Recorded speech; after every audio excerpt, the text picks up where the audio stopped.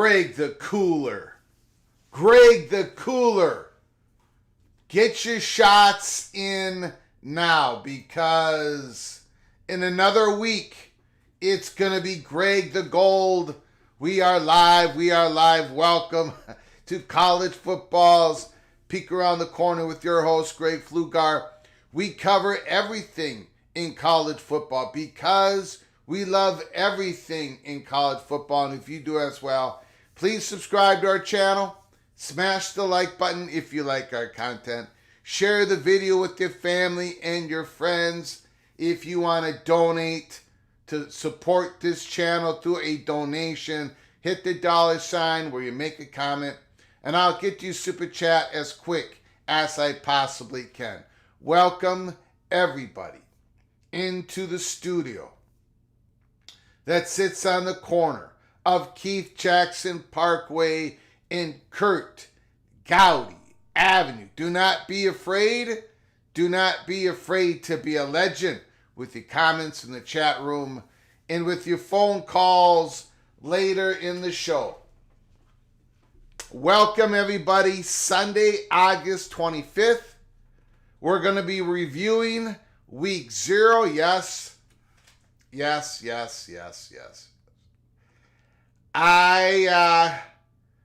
Greg the Cooler. I am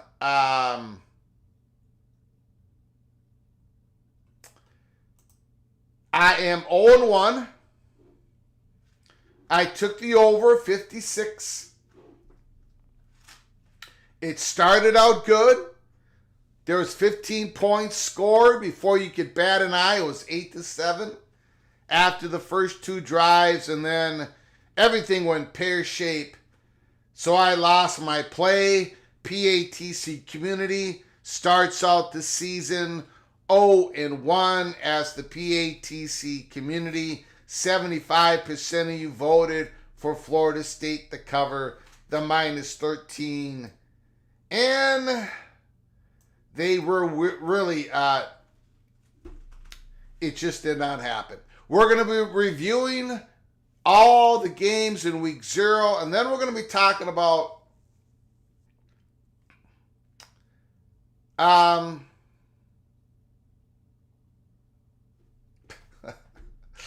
the architect. Hello, Greg. Cold world, even when it's hot outside. Calm down. Everybody calm down. Calm down. If it is this cold in August, how bad will November and December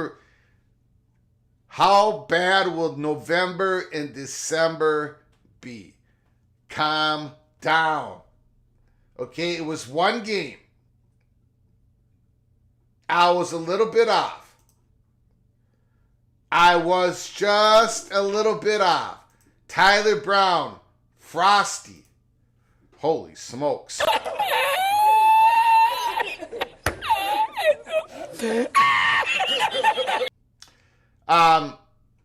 We're going to be okay. We're going to turn it around. Week 1 is going to be a winning week for yours truly, Greg the Gold. We're going to be making our week 1 predictions tomorrow on our live show, Monday. I'm going to be making my selections. You're going to be making your selections through a vote. So show up tomorrow, Monday, August 26th, for all of our week 1 selections. Also in our monologue today,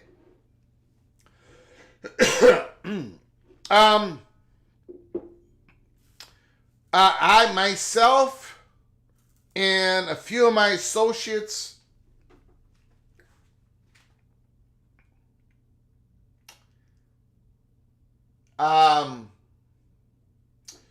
had a conversation.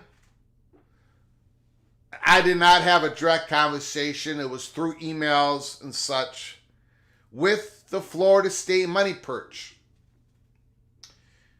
last night. One of the reasons why we did not come on and do a post-game SMU Nevada post-game show. It was interesting that the Florida State Money Perch, if you remember, his last information, he believes that Florida State, there's only 2 ways out of the ACC, and that is to win in the courts, but that is going to take a long time. Once you unravel, once you go through all the appeal process, even if it goes Florida State way, it's going to take years down the road. And he doesn't believe, and the people that he talks to doesn't believe, that Florida State is going to have the patience to work through the courts for the next 2, 3, 4 years.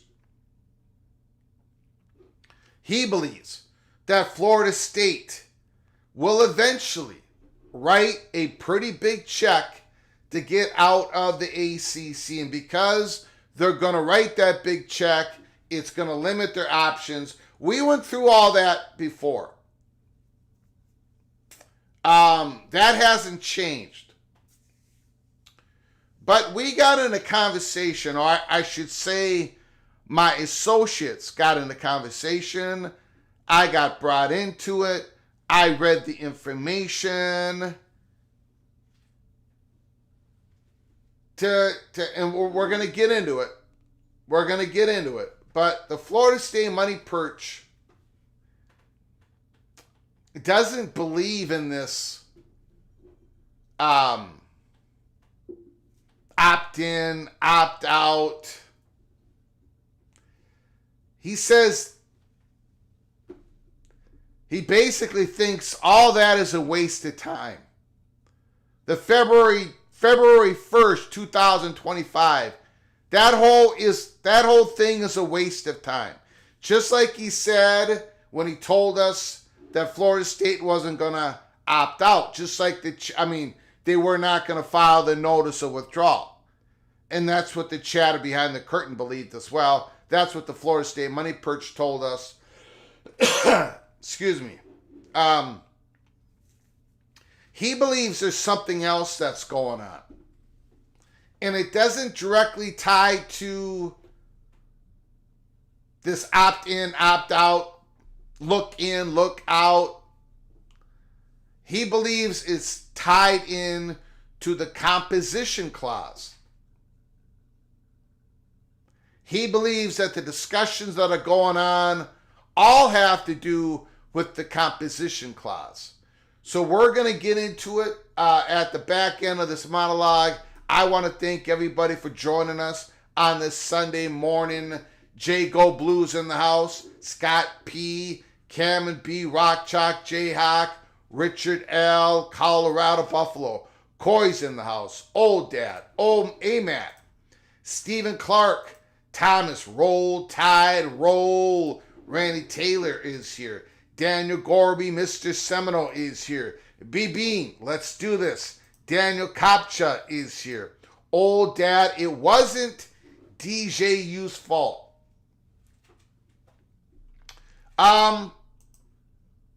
It wasn't. If we are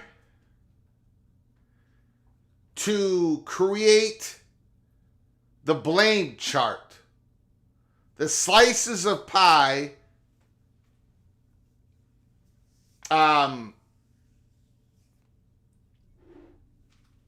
showing what part of Florida State, who is to blame for that loss, DJU, for me, would be a pretty small percentage of that. And even though I picked on Florida State's wide receivers, and I still don't think they have the wide receiver room that you would like to have. I think that's one of the weaknesses. Douglas played good. He's not going to play in the NFL. Portier, he's not going to end up in the NFL. Malik Benson, he might. They don't have top-of-the-line wide receivers. But I'm not going to blame them for the loss either. There is one part of that game that I believe Florida State coaching staff was completely sold on, and I don't blame them. And it didn't work. Something didn't work for Florida State. We'll get into that. And I don't know if they have the answers. Maybe they do. I think the Florida State coaching was absolutely shocked about one aspect of how that game went. And I don't think they had a counterpunch. I don't think they had an answer. We'll get into it. Ryan Brooks is in the house. David B. Rock and Rant is in the house. T. Ducks, Gavin, yes, yes. Jay Chapman, John Dry, Jan Holk, Tumasta, Jay Chapman. Sean is in the house. Tracy FSU, Goal Nose, please, Goal Nose. G. Brew is in the house. Stephen Vitt is here. Holy smokes. Ryan Matson, I'm glad the football season is back. CFB Plus is here. A lot of people here at the beginning of the show. Xavier Wolf, SMU would like to thank the haters. We're going to talk about that SMU game. SMU would like to thank the haters. We appreciate what you do. Mr. R.J. Maryland. We talked about him during the off season. We talked about him. He was going to be the wild card with SMU this year. I think he had I don't have my notes. I don't have my notes on SMU. They're over there, but I believe he caught 18 to 22 passes last year. They were expecting big things out of the big tight end, number 82. I think he had an injury, if I'm not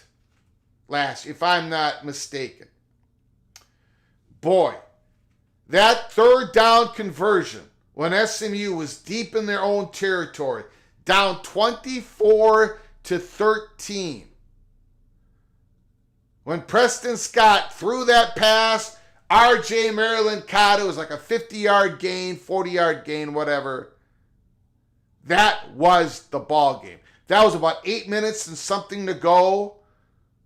If they don't convert that third down, that's Nevada's game. But they got the conversion. They went down and scored. They got the 2-point conversion. They got the safety. They got another touchdown. They failed on the 2-point conversion. And Nevada's offense, which is very limited, SMU stuck them at the end of the game. SMU came out with a victory. John Till, great for the ACC. If Clemson and Florida State leave, they want to survive. Someone will have to take the lead. Top 25 recruiting class with a star offensive tackle. Build it up. I believe John Till is talking about it's great that Georgia Tech won that football game. Georgia Tech, thank you, John Till, for the super chat. I do appreciate it. Georgia Tech, we'll get into it right now.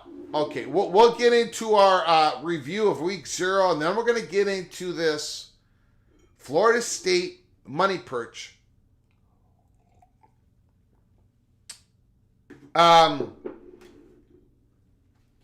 Does not believe in this February 1st opt-in, opt-out, whatever, look-in, look-out, whatever you want to call it, he doesn't believe in it. He believes there's something else going on. And we're going to know the result of it by the end of September. We'll get into that. So we've got a lot to get into. Buckle up, brace for impact. Let's talk about Florida State and Georgia Tech. We did a watch party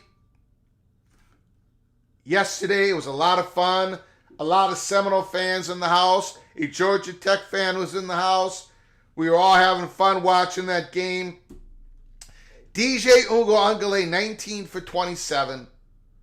He finally let it rip. The offense let him rip it. At the end of the game, he made some key fourth down conversions in the last drive of that game.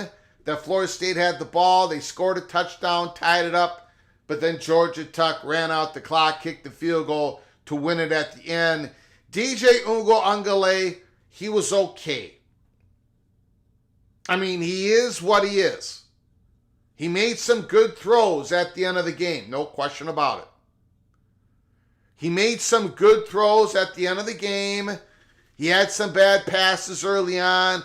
He's not fleet of foot. He's not going to be able to give you... he's not going to be able to make those off-scripted plays where he somehow makes a first down using his feet when everything else is lost. He's not Jordan Travis. But I don't blame him for the loss, to be honest with you. I agree with old dad in the chat room. Haynes King, we'll get into it, what I think what happened to Florida State last night. Georgia Tech, Haynes King, 11 of 16, 146 yards. Did it on the ground, 15 carries, 54 yards. Jamal Haynes, 11 carries, 75 yards. If you notice, we talked about it post-game last night. Georgia Tech, 190 yards. Florida State, 98 yards on the ground. Florida State, 3.2 yards per rush. Georgia Tech, 5.3 yards per rush. We're going to get into that in a moment. Malik Rutherford, 4 catches. Eric Singleton, only 2 catches for Georgia Tech. Florida State, Douglas, 4. Malik Benson, 4. The running backs, Williams and Toafili, 3 each, and that was basically it. Um, to me, look,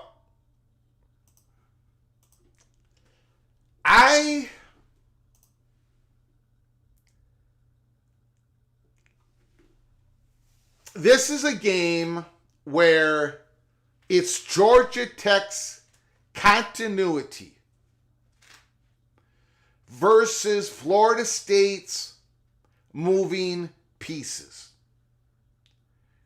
Georgia Tech knew what they had.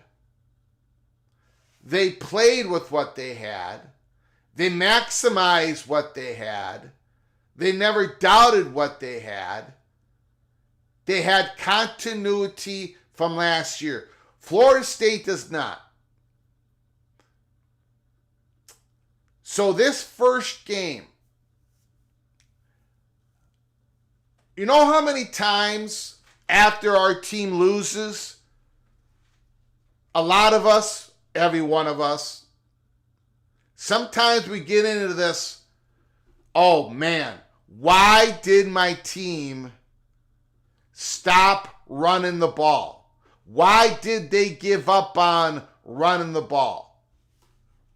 I think Florida State, I think the coaching staff, and they had every reason to believe this,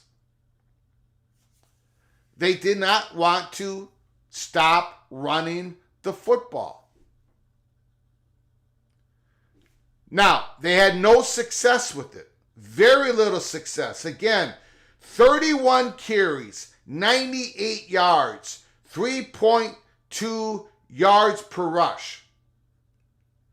It was terrible. Georgia Tech last year, 2023, Georgia Tech against the run ranked 131 out of 133 FBS teams. Georgia Tech couldn't stop you and me from running the ball against them last year. Florida State coming into this game was very high on their offensive line. They did rotate some people though. Maybe they don't quite have that combination figured out. Georgia Tech has their offensive line figured out. Obviously. They all came back from last year. Everybody but one guy. Florida State thought they could eventually run the ball right down Georgia Tech's throat, and it didn't happen. That was the loss. And I know a lot of people are saying, well, they should have gotten more aggressive. You can't keep doing what's not working. You got to change it up. You got to have a plan B. You got to have a plan C. You're correct. But I think Florida State was so convinced. I was convinced. Everybody was convinced that Florida State could just run that football. And they couldn't get it done. Now, you know, I look back to last year, and their leading running back for Florida State, who's not there anymore, he basically led college football in breaking tackles. So, and Jordan Travis made yards on his own. So, was Florida State's rushing offensive line, was it a little bit overrated from last year? Maybe. Maybe they don't have a great offensive line for rushing the ball here in 2024. Maybe that's the conclusion that Florida State's going to have to come up with. Maybe they don't have a Kyle Bell at running back. Maybe Toafili can only have it 5, 6, 7 times a game. Rodell Williams 8, 9, 10 times a game. Maybe they got to get that Lucas more involved in the game. I don't know. But maybe, just maybe, Florida State is going to have to adjust throwing and run percentages. They're going to have to become more of a throwing football team. And I don't know if they have the receivers to get that done week in and week out. That is my opinion on the game. I think they were so convinced that the running game would eventually get to Georgia Tech and Florida State. We're going to start gashing them. And it never happened. And then on Georgia Tech's side, I think they got to be very, very pleased with Haynes King. He had 2 fumbles. He had really no bad throws that I can remember that almost cost them an interception. Haynes King threw 16 interceptions last year. He was a gambling man last year. He toned it down somewhat yesterday. So I think they got to be very happy with Haynes King's maturation. In the running game, we know about Jamal Haynes. He can do it all. Georgia Tech's defense, we're going to find out. I think they play Syracuse. We're going to find out here in their next conference game. We're going to find out what is Georgia Tech's defense all about. Is it going to be an average defense? If Georgia Tech's defense is going to rank about average in the ACC, Georgia Tech is going to be a very tough out. They're going to be a tough game for everybody on that schedule. If Georgia Tech's defense is average, or maybe slightly above average, after everything is said and done, Georgia Tech is going to be right there in the ACC conference race. Let's get to a couple more games here. Montana State, New Mexico. Montana State outscores New Mexico 21-0 in the fourth quarter, and Montana State comes out with a 35-31 victory. SMU and Nevada. Talked about this a little bit earlier in the show. Preston Stone finally came alive at the end, fourth quarter. They played a little bit of Kevin Jennings. You know what's interesting about Kevin Jennings? The backup quarterback. He was selected captain of the SMU football team by the players. So obviously, Kevin Jennings is the future for SMU at the quarterback position. He's got the locker room behind him. He played a little bit. Didn't do bad. But Preston Stone caught fire. And boy, do they have some... they've got a lot of weapons. They got a lot of receivers at SMU. They are deep at receiving. Of course, R.J. Maryland, their tight end. Roderick Daniels, Jalen Knighton coming out of the backfield. Brashard Smith coming out of the backfield. Jordan Hudson's a really good receiver. He got thrown out of the game for supposedly spitting on Nevada. SMU finally caught fire, and they came back and won the game again, down 24-13. Down 24-13, deep in their own zone. And Preston Stone was able to throw a pass to R.J. Maryland. It was a 49-yard completion. And Maryland was able to score, make a safety, get a touchdown at the end of the game. They rallied back and they beat Nevada. SMU has games against BYU and TCU. They have 2 Big 12 games for non-conference games before they start their inaugural ACC conference slate. BYU and then again TCU. It's going to be fascinating to see if SMU can grow from this game. They won and advanced. We'll see. And then Hawaii defeated Delaware State. I think the score was like 35-14, something like that. Xavier Wolf. Kevin Jennings is an absolute champion. He's from Dallas, Oak Cliff. Mustangs are so proud of him.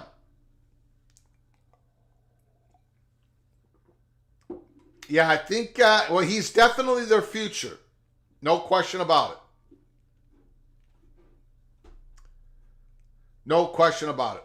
Okay, let's get to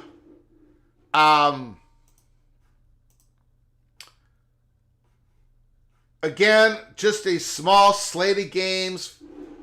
So it's a small preview of week 0. Next Sunday, of course, we're going to be doing a long review show of all the games that are played on Saturday, week 1. But we're going to shorten it up here for today for obvious reasons. Not many games. Let's get to the Florida State Money Perch. So we were having communication with them yesterday into the night. He does not believe that this February 1st, 2025, he doesn't even think it's an event.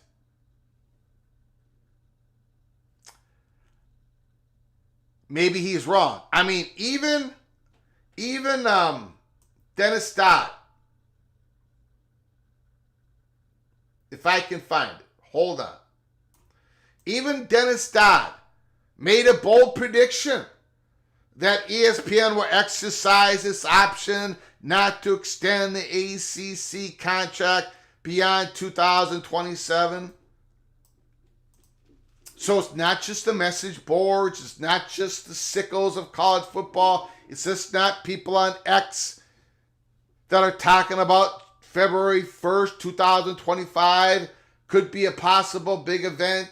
Dennis Dodd, bold prediction. The Florida State Money Perch, he thinks we're going to find something out in September about a new contract between the ACC and ESPN. I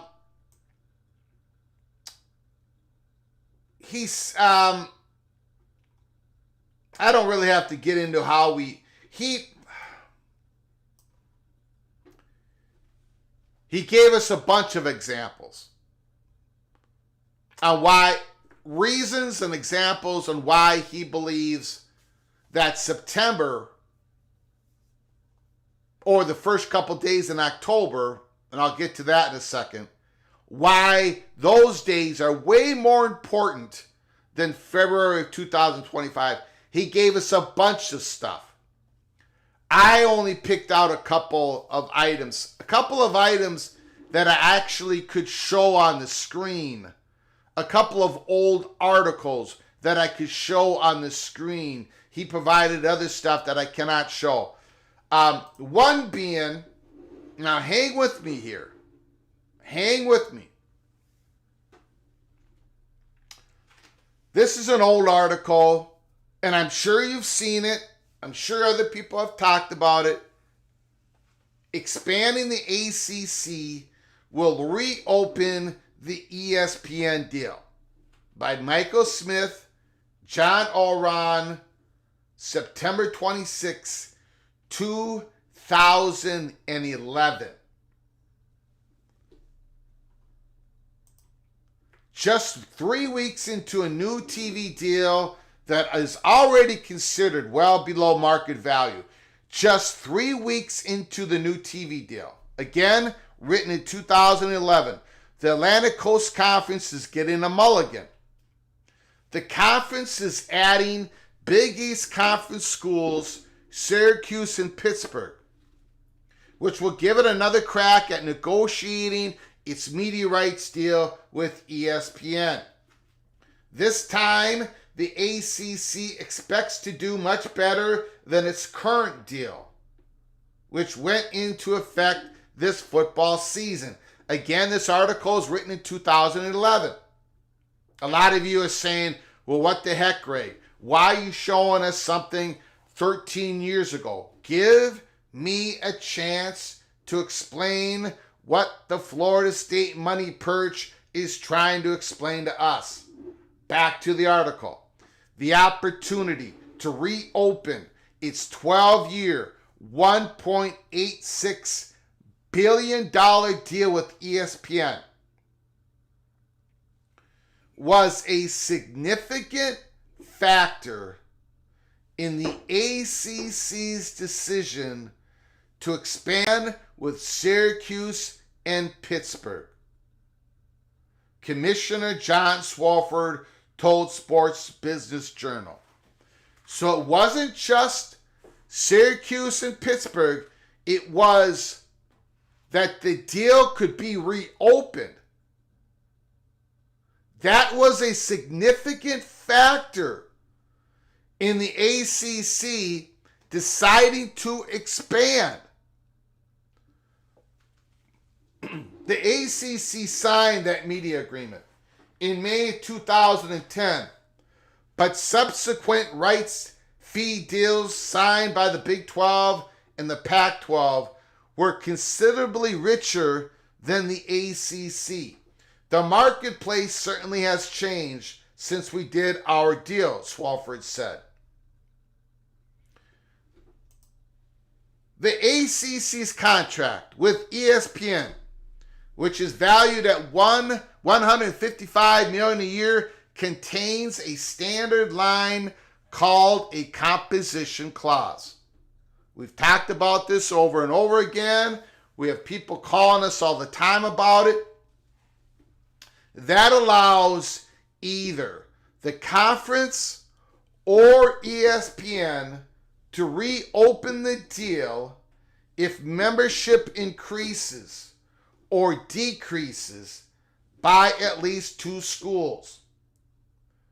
Now, usually when people talk about the composition clause in regards to the ACC, ESPN media rights, they're talking about what happens when the conference loses 2 or more schools. But we're going to be talking about the composition clause that if it increases members by at least 2 schools. Back to this article of 2011. The conference or the network can act on that clause anytime the conference's membership changes by at least 2 schools. Again, this is a 2011 article.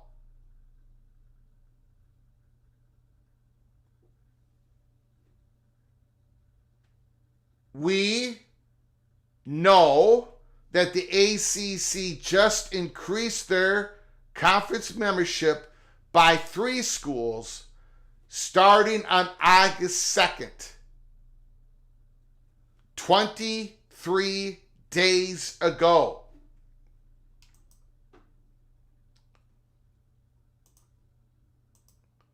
Agreement does not permit the ACC to take its rights to the open market. So the ACC cannot go and try to get another media partner involved. This is just them and ESPN. But the addition of 2 schools does create the opportunity for a new negotiation and undoubtedly more money. If the 2 sides cannot come to an agreement, the deal would go to an arbitrator. And then it talks about how Swofford, he looks forward to meeting ESPN soon. I can skip all that. Swofford was careful to refer to ESPN as a conference partner. It sounds exactly like Jim Phillips here in 2024. He expects the new rounds of talks to go smoothly. He clearly has expectations.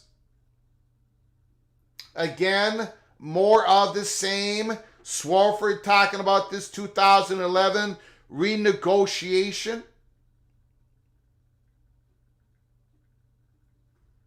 In a statement sent to Sports Business Journal, ESPN, conversations continue with our conference partners regarding conference composition clauses in our existing contracts. We are looking forward to discussions with the ACC. One way for the ACC to convince ESPN to increase its rights fee would be offer more rights in exchange. It's likely that ESPN would want to extend the ACC's deal by several more years, sources said. Okay, so this was all back in 2011. Now, I want to show you an article by Mr. Magnus himself. I want to get this bigger here. Hold on. It's kind of hard to read. May 15th, 2012. Again, this is one of many items.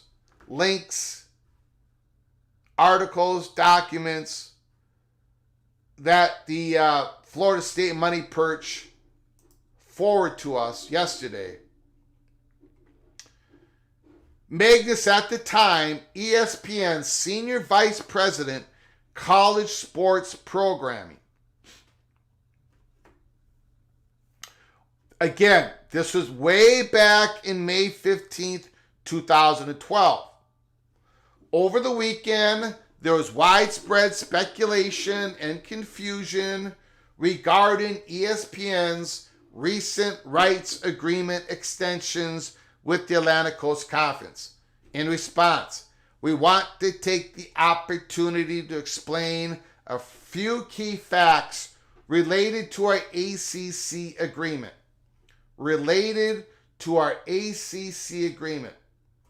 First, a rights fee payment schedule that escalates an amount over the term is a commonplace provision in major college conference deals. This arrangement is not unique to the ACC. The pre-existing agreement between ESPN and the ACC had an escalating rights fee schedule, and the deal we announced last week contains a similar schedule. There is nothing unusual about how ESPN is paying the ACC over the life of this deal. It's the industry standard. All fine and good. Here is the big part. The important part for us today. Secondly, the additions of Pittsburgh and Syracuse as ACC members triggered a composition clause in the existing agreement. This clause is designed to allow for both partners to address the value of the conference, taking into account the change in membership. There was no specific valuation formula based on total number of schools or on a per school basis. It is not an out clause, nor does it trigger a complete renegotiation of the entire agreement. Again, our conference composition clauses are standard in our industry and part of every ESPN college rights agreement. So, our Florida State Money Perch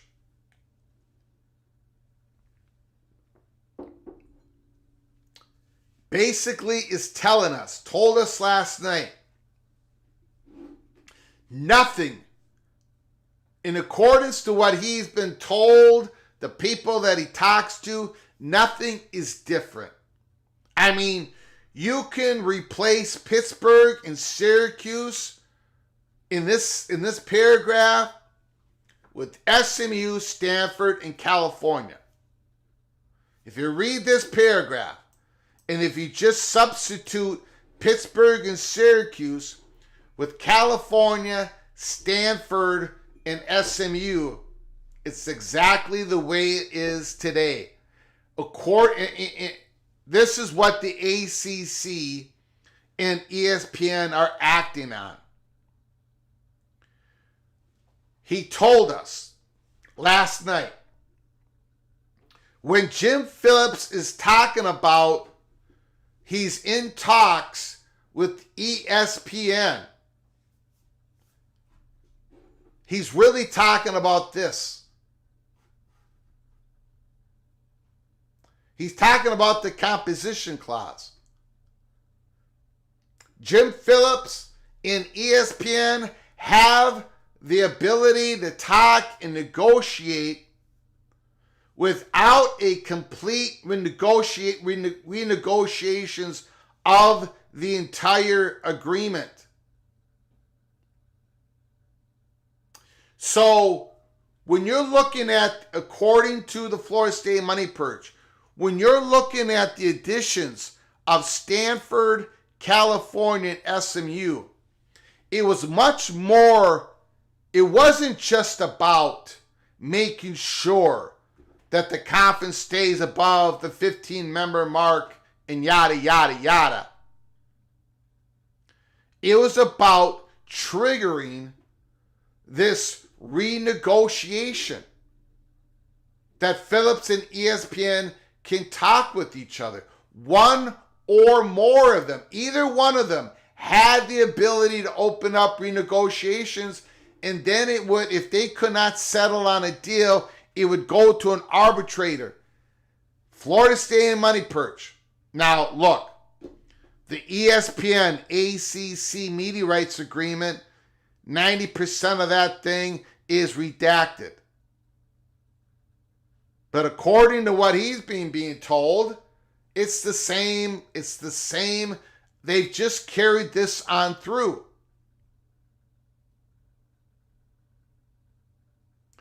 All they've done is carried this on through. The same composition clause. Everybody's been focused on what would happen if Florida State and Clemson would leave the conference. But not enough people have been focusing on the additions have given Phillips and ESPN the ability to reopen it up and negotiate. Our next question to the Florida State Money Purge was, fine, renegotiate. But exactly what would entail for this new media deal? How would it pass? It can't be just done. It cannot be done by Jim Phillips' signature alone. And he basically told us, you're right, there would have to be a vote. And depending on the change of this negotiated deal, this new media rights deal,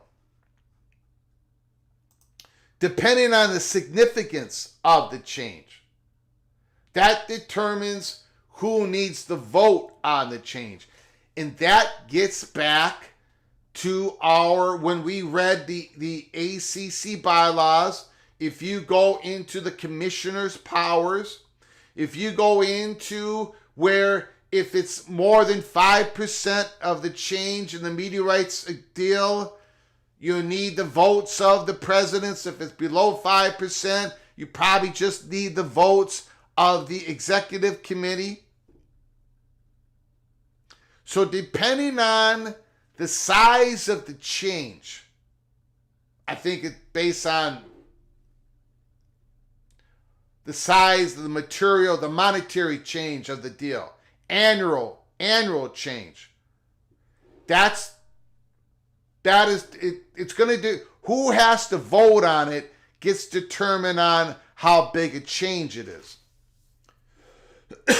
So if you're looking at a smaller change to the agreement, a slight percentage increase to the schools, what have you, probably only the executive committee has to approve it. And if you look at the members of the executive committee, they're going to approve it. If it's a bigger change, where it affects a material change, where the definition of, I think it's called media rights agreement, material media rights agreement, something like that. It's in the ACC bylaws. If it's a big enough change, then all the presidents have to vote on it. And then you would need a 2/3 vote for approval. But if it's a big enough change, you're probably going to get 2/3 votes. What the Florida State Money Perch is telling us is he believes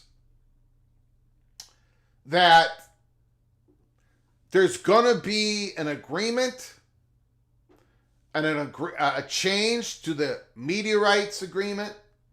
It's going to be announced. He believes it's going to be announced in September or the first week in October. And he thinks that the February date is that they're going to continue on. And this whole February thing doesn't mean much of anything. Now, I know a lot of people are yelling at their phone, at their TV, and saying the Florida State Money Perch is an idiot. Well, we'll find out. I can tell you he's not an idiot. He's been on the ball with everything, way ahead of schedule, way ahead of the curve. We'll find out. We'll find out soon enough. One of our associates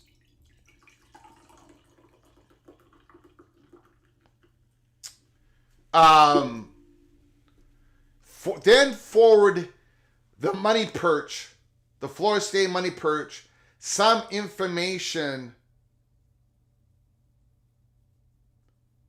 in regards to how long a time does ESPN and Jim Phillips get to renegotiate under the composition clause part of their media rights agreement.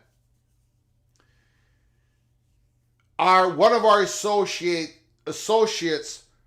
pushed forward to the Florida State Money Perch the 60-day, like there's 60 days. They have 60 days to renegotiate a deal. The Florida State Money Perch doesn't believe there is anything set in stone, like that can be changed. But he believes they're not going to need to change. Like, it's going to happen, and it's going to happen soon. Because Jim Phillips and ESPN have started talks way before the August 2nd trigger date. August 2nd is when the composition clause was triggered. And of course, everybody has known for months since the ACC presidents voted in California, voted in Stanford, voted in SMU. They all knew this composition clause was going to get triggered on August 2nd because it was going to be the second member. Remember, SMU was only one member on July 1st. The third member happened on August 2nd, 23 days ago. But ESPN and Jim Phillips has known this for months. They have been negotiating for months under the composition clause, or they've been having talks. Now the real negotiations are going on, and he thinks it's a fait accompli, that there's going to be an announcement soon in September or early October. There's going to be a deal, and what type of changes? He only could speculate. What type of changes to the deal? He could only speculate. He has not heard. But the negotiations that are going on right now, the talks that are going on right now, are wrapped in the composition clause, not wrapped up in a look-in, or whatever you want to call this, an opt-out, an opt-in, a look-in, a look-out. That's not what Phillips, that is not what has given Jim Phillips the authority to renegotiate with ESPN. It's the composition clause. And this was also on the minds of the presidents who voted for the expansion of SMU. It is not, let me put it this way. We have all said, I have said it, reporters have said it. We believed that it was simply a pro rata. It was simply ESPN giving SMU, California, Stanford, or giving the ACC the same amount of money for those schools as they would for any other ACC schools. And then Stanford is taking a big discount. California is taking a big discount. SMU is not taking any of that new media money. And that new media money is being spread around the other ACC schools. Florida State Money Purge says at the end of the day, it's going to be a lot more complicated than that. There's going to be a lot more to this when the eventual new media rights agreement happens. Now, he also said that unlike when the ACC added Pittsburgh and Stanford, there's no way that that the grant rights, the media deal is going to get extended past 2036. There's no way that's going to happen. So ESPN's going to get something for this. They're going to pay out a lot of money to the ACC on Stanford, California, and SMU. Those schools are not going to get. They're not going to get their full payout. The other ACC schools are going to get it. But there's something else. It's going to be more complicated than any of us knows at this point. But he believes it's going to be announced at some time in September or early October. So that is what we were in deep conversations last night with the Florida State Money Purge. All that language in 2011, all that language in 2012 that we went over earlier in this live show, he believes all that is included in the redacted media rights agreement. He believes that Jim Phillips has complete authority to talk with ESPN, and basically complete authority because he's going to have the votes to change that media rights agreement by a little or by a lot. If it's by a little, then all he needs is the executive committee votes. If it's by a lot, if it's more than what we would all expect, then he's going to get enough votes anyways from the ESPN presidents. And the February 1st, 2020, it's just another day that's going to roll on by, and we're all going to forget that it even was thought that there was going to be some big event happening. Again, this is from the Florida State Money Purge. So he's not making the same bold prediction that Dennis Dodd made. He's going the opposite way. He believes there's going to be an announcement of a new negotiated media rights deal, and it doesn't change the gore. The gore will go on in 2036. The votes will be there. We'll find out. I'm going to open up the phone lines.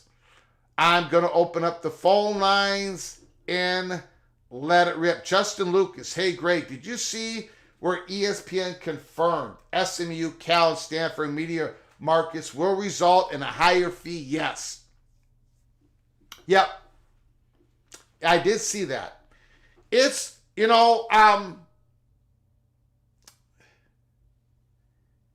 it's going to be interesting, and hopefully we'll find out someday, how the ACC network, how many subscriptions was bought in the Dallas, Fort Worth, whatever you want to call that area, the SMU market. How many subscriptions were bought in that market? I've talked about this before. The Big Ten, when they did their market research, the valuations, Northern California, and Stanford area, huge population, great demographics when it comes to spending money, right? They buy products and services, national advertising, but when it came to the valuation of Stanford and California, when it came to that market buying the Big Ten network, it was bad. The valuation was bad. One of the reasons why it did not happen. So I don't know what to expect. Stanford and California, their fan base is that market in regards to buying the ACC network and getting a subscription.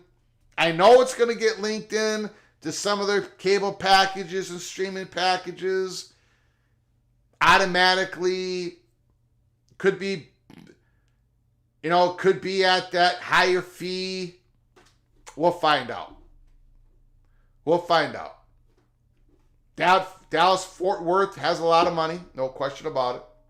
Okay, we're going to open up the phone lines. Let me know what you think of Week 0 games. SMU, do they have to worry? Florida State, can they come back? I think they can. I've got some worries about it.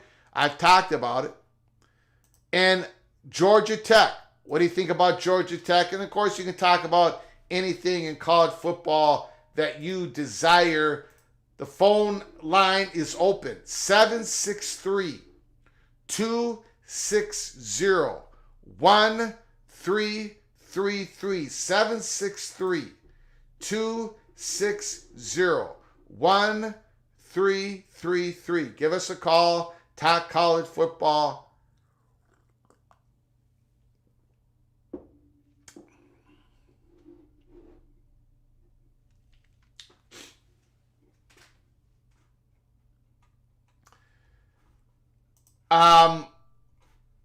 Until we get our first call, we'll take a quick look at these Thursday games.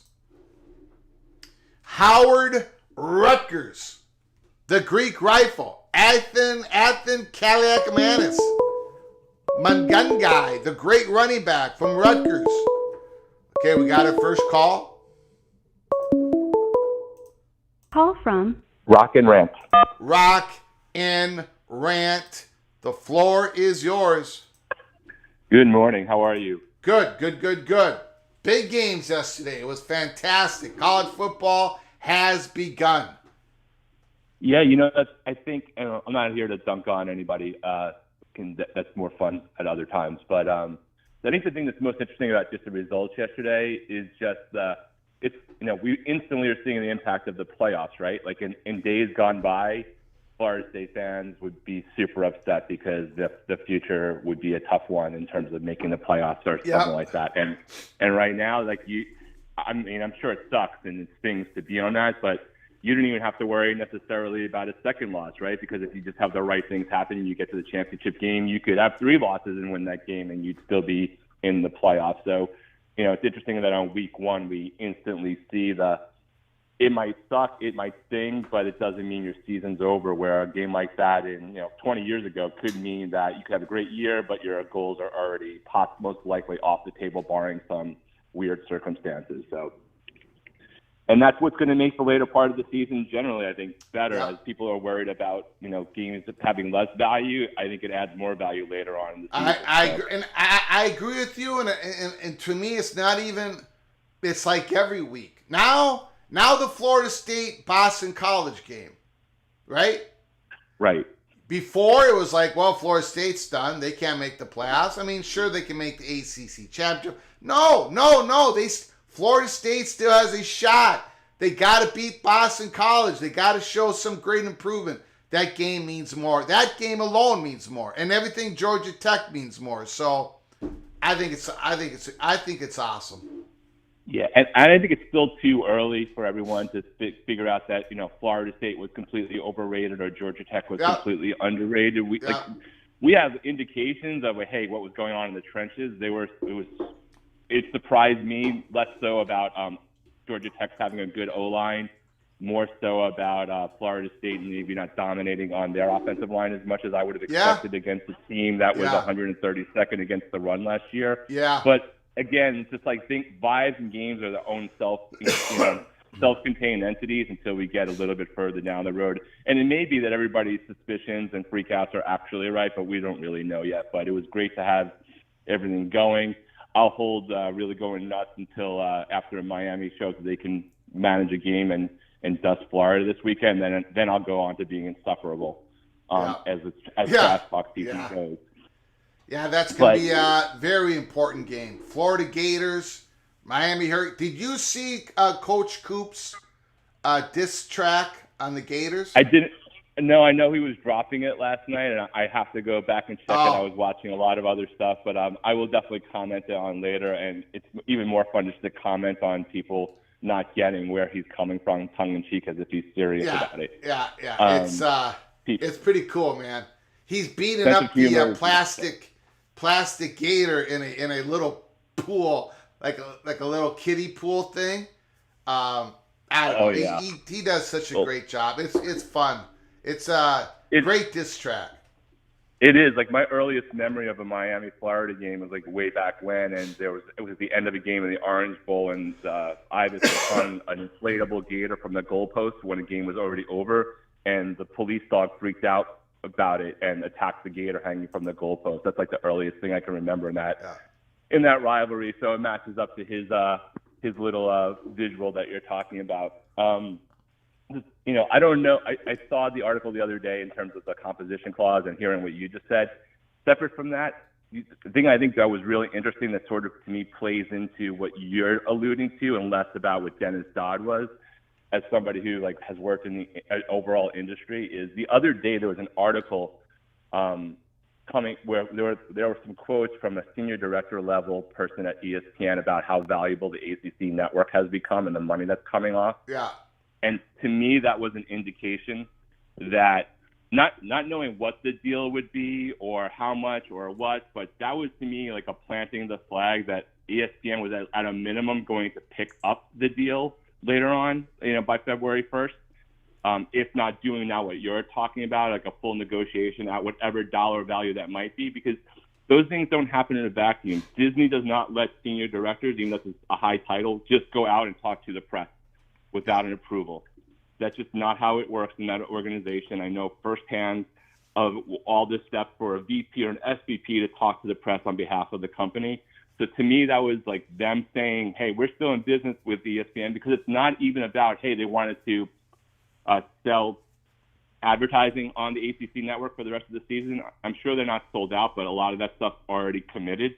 So it was more, I think, a strategic timing of where maybe the ESPN-ACC relationship is. And I'm saying that from somebody who thought, a month ago that ESPN would probably opt out and maybe try to negotiate lower. Now it's maybe different, and they're doing what your money perch guy is saying. But I thought that a lot of people missed that article and maybe the context of it, so I just wanted to throw it out there to possibly support what you're talking about.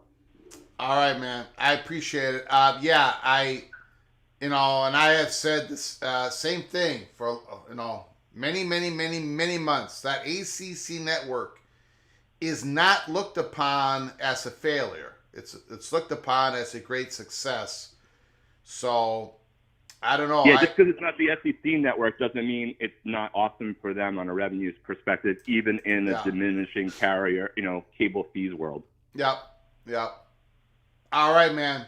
Appreciate it. All right, talk soon. Have a good one. You got it. Great call by Rock and Rant. Jen Fari, Florida State did not have their offensive coordinator. That's correct. They're going to get him back. Yeah, Houston Stadium is on campus. It's a nice 40,000 seat stadium. Looks real nice on TV. They get about 36,000 a game. Hopefully, Houston will get up to about 40,000 once they play a couple more years in the Big 12. Miami doesn't have it on campus. Someday I think they will, but Houston just got one. There was a question.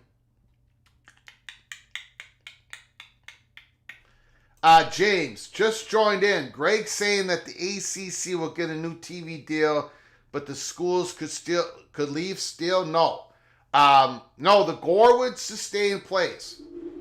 They have it built in, the composition clause, where they can renegotiate a deal, but it's not a total renegotiation.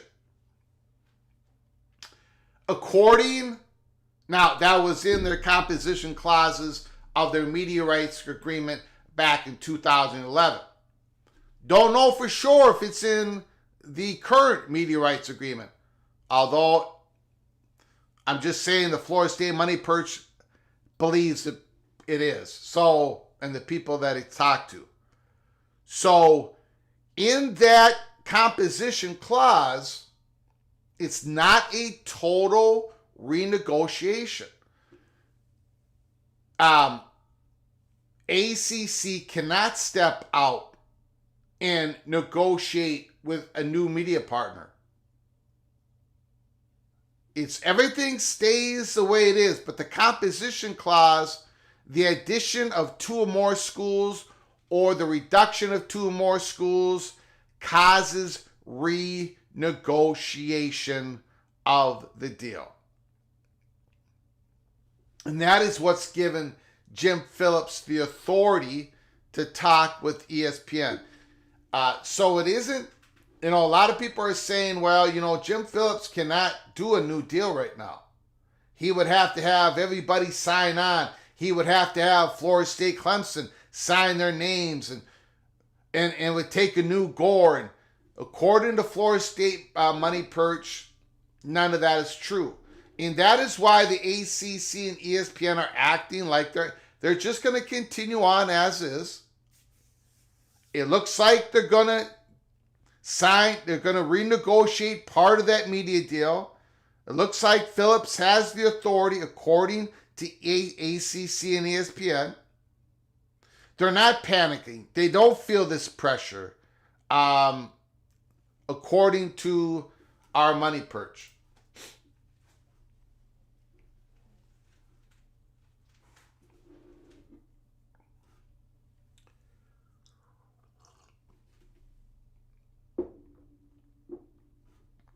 Florida State probably isn't going to agree to a new contract beyond 2027. I would agree with you. The question is, do they need to agree to a new contract beyond 2027? According to our Florida State Money Perch, the composition clause gives the authority to Phillips and ACC to renegotiate part of that media deal. It does not affect the Gore. It's just a renegotiation. They already have the authority, and if they need the votes to get it done, they're not going to need Florida State's vote. Probably, most likely. Either the vote has to happen in the executive committee or the entire presidents, all the presidents have to vote. And if it votes in, then it's in. Like, it's already built in to the media rights agreement. This has already happened before. It happened with the additions of Pittsburgh and Syracuse. It looks like they're following the same playbook.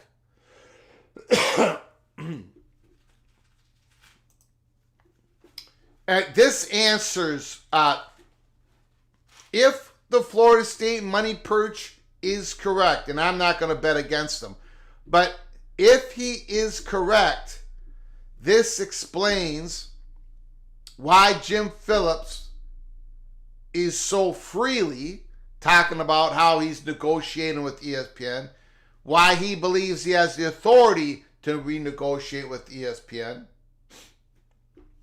Kyle McCord is the truth. Syracuse new quarterback.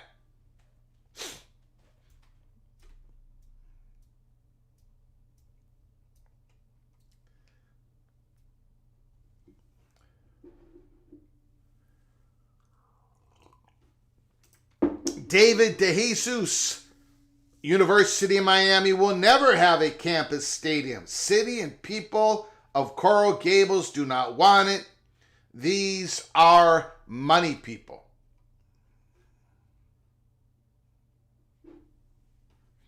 Sean, I really don't understand Florida State's angle anymore. How do they get out of the ACC, Greg? They get out one of two ways. They get out if they get a favorable ruling from the courts, and when the appeal processes are exhausted and they still have a favorable ruling of the courts, that's when they get out free, or that's when they get out at a very low price point. Or Florida State gets out by signing a big check. Our Florida State money perch happens to believe that Florida State is going to leave the ACC. Everybody that is around the Florida State money perch, I cannot tell you who he is, but everybody around him are absolutely convinced that Florida State is going to be gone from the ACC. So, and they take it another step further. The Florida State money perch believes it's going to happen when Florida State money interest, the interest just to get out and to get in the free market, to get in the open market, Florida State is going to write a check that the ACC cannot turn down. And then he believes that Florida State's going to end up in the Big 12, but he also believes that at that point, maybe SEC and the Big 10 will, I mean, he's not ruling anything out, obviously, but he believes there's going to be a big check, and because there's going to be a big check written, not many teams are going to follow Florida State, and then that's going to limit Florida State's options to get into the SEC and the Big 10. He does not, Florida State money perch, he does not care if Florida State goes to the SEC or the Big 10. He's good with either one. He has made that clear to us.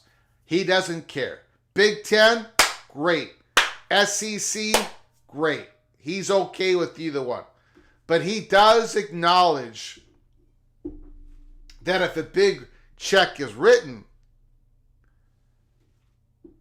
it's going to be more difficult for Florida State to get in the Big 10 and the SEC. The Florida State money perch, the people that he talks to, they agree with Brett McMurphy's assessment.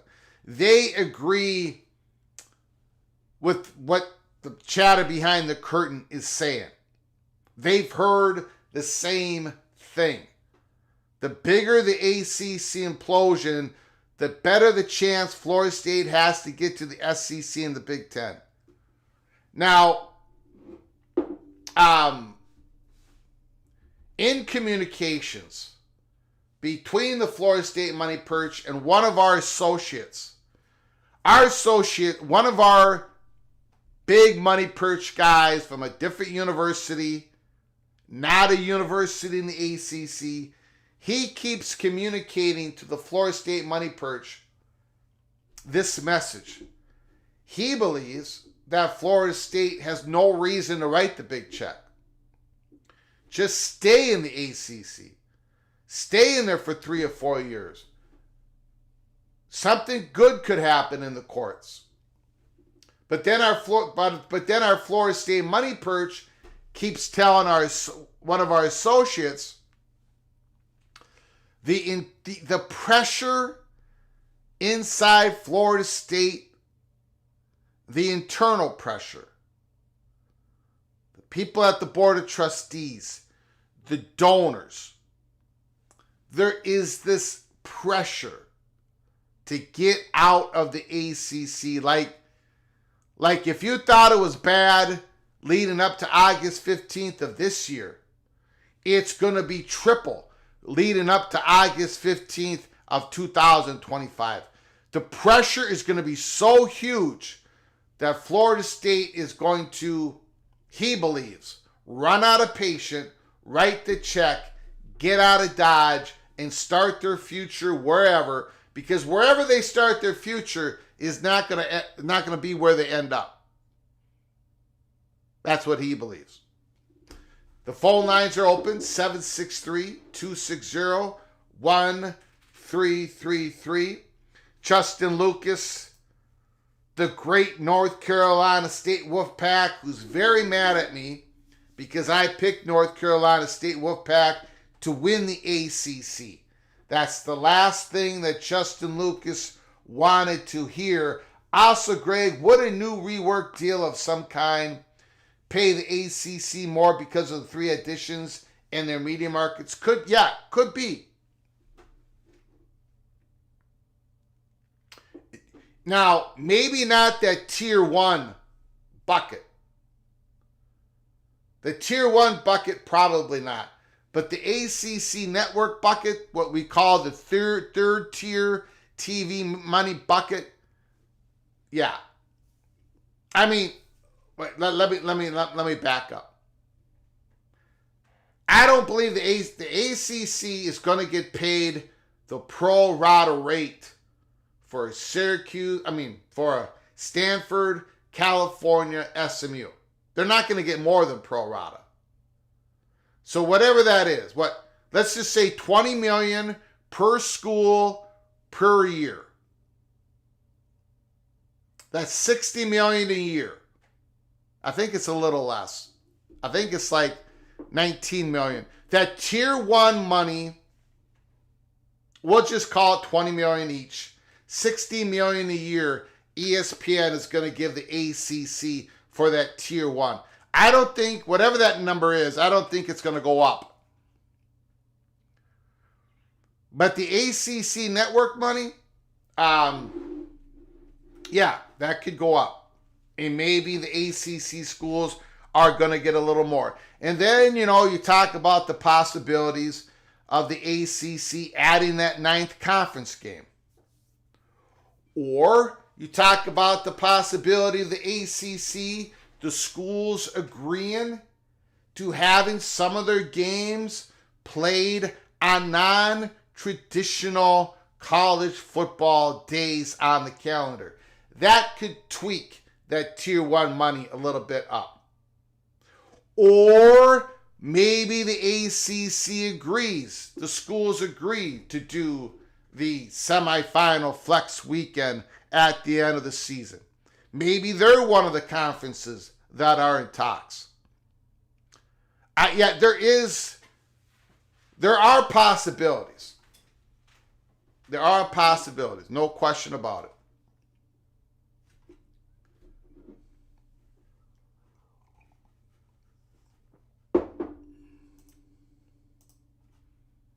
Getting back to week 1 games, Thursday, Rutgers, Western Carolina, North Carolina State, the Wolfpack, ACC Network. Get out to a good start, NC State. Then you play Tennessee in Charlotte, September 7th. I believe it's September 7th. North Carolina State versus the Tennessee Volunteers. And you know that I'm going to be taking the Wolfpack. And you know, by the end of that night, it's not Greg the Cooler anymore. It's Greg the Gold. North Carolina State Wolfpack. Big over Nico and the Tennessee Volunteers. Let's get down.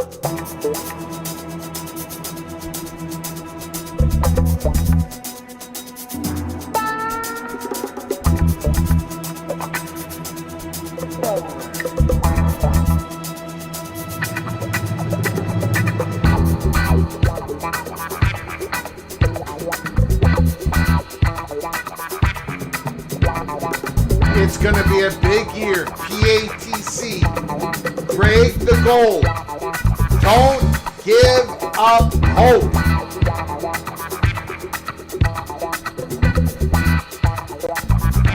Wolfpack over the Volunteers.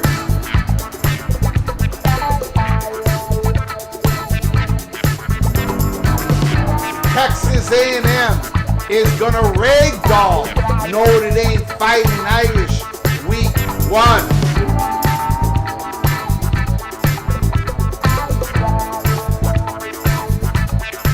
Minnesota Golden Gophers win big over those Tar Heels of North Carolina.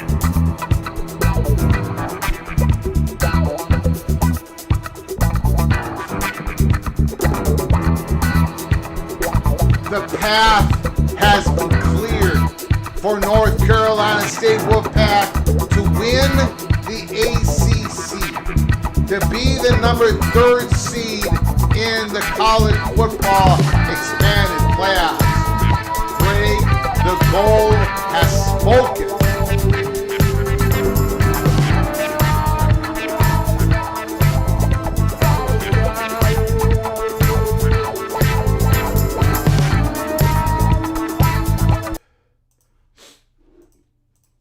North Carolina State fans, very sorry for you guys.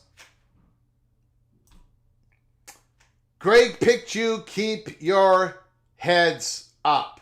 Oh my God! Greg is still mining for gold, but the Wolfpack will leave him with an empty shaft. Oh my God! Unbelievable. Bet against Greg to win money, not advice. Holy my God! The Cooler will freeze the Wolfpack. Oh my God! You guys are killing me. You guys are absolutely killing me. Unbelievable. You've already given up hope after the first week. Wow. The curse of the Cooler. Poor Wolfpack fans.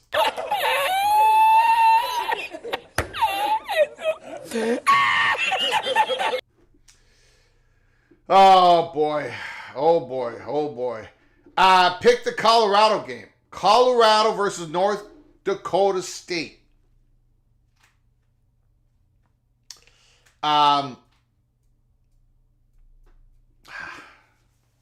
We'll see. We got that Oklahoma State, South Dakota State looming large. Looming large. We're going to talk more about that.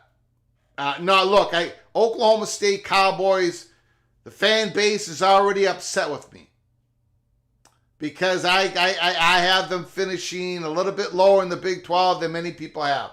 And maybe I'm going to be proven wrong. And maybe Oklahoma State Cowboy fans should be excited that Greg the Gold is picking against Oklahoma State. But I'm going to tell you something about the South Dakota State Jackrabbits.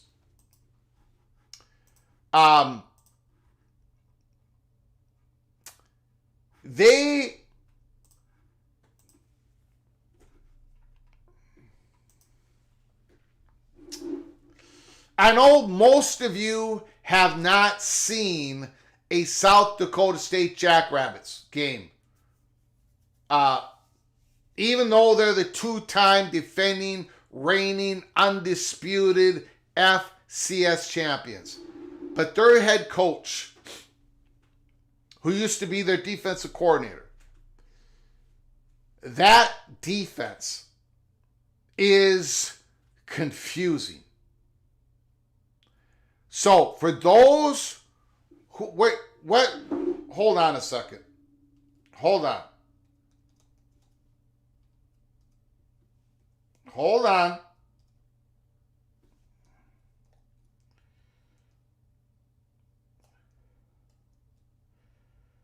When does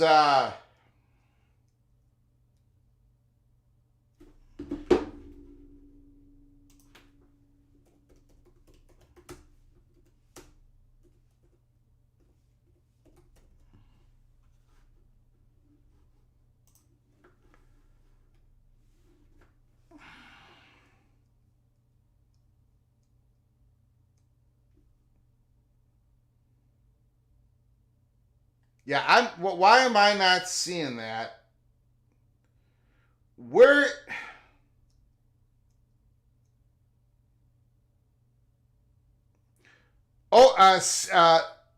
South Dakota State, Oklahoma State is. Why am I not seeing what channel that game's on? Is that on the Big 12 network? Where is that game being played at? I mean, what station?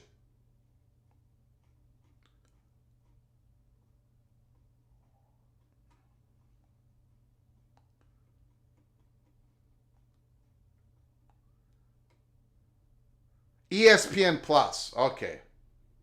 ESPN Plus.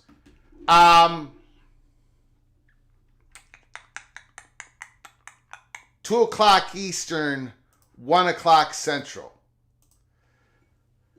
If you watch that game, I'm just telling you, that South Dakota State defense, the way they move their defensive line and their linebackers around, they're moving their safeties pre-snap all over the place. They confuse the bleep out of other teams' offense. Now, Oklahoma State with Ollie Gordon, hopefully he's healthy. They should be able to run the ball, move the ball just based on their power and their talent.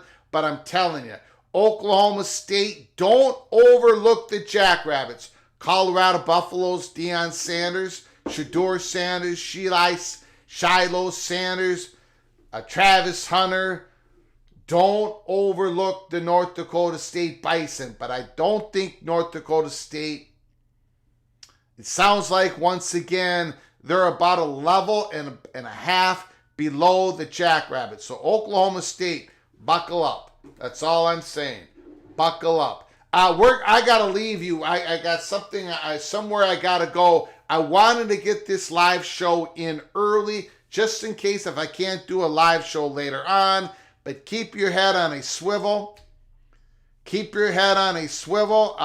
Anytime there's breaking news, peek around the corner, pops up. So you got to have your notifications turned on. Subscribe, have your notifications turned on. Please smash the like button if you've liked our content today. We talked about the Florida State money perch, about the composition clause. If you just joined us, if you missed it, go back to the live show. Very important information. According to the Florida State money perch, it isn't about February 2025. It's about September and early October in 2024. He believes a media deal is going to be announced, a restructuring, a renegotiation of the media deal triggered by the composition clause, triggered by August 2nd when a second and third new member joined the ACC. That triggered the composition clause. That triggered the ability of Phillips and ESPN to renegotiate. They don't have to do a total renegotiation. They don't have to change the grant of rights. and they might not need the total votes, 2/3 votes of the total list of presidents in the ACC. So keep your head on a swivel. Keep your head on a swivel when it comes to September and October of a new deal negotiated between ESPN and ACC, triggered by the composition clause. According to the Florida State Money Perch, both ESPN and ACC are acting in the same accordance as they did when ACC added Syracuse and Pittsburgh. Same rules apply. We shall see. We're going to follow this story and everything else in college football until next time. From all of us at PATC to all of you, please, you all take great care of each other. Thank you so very much.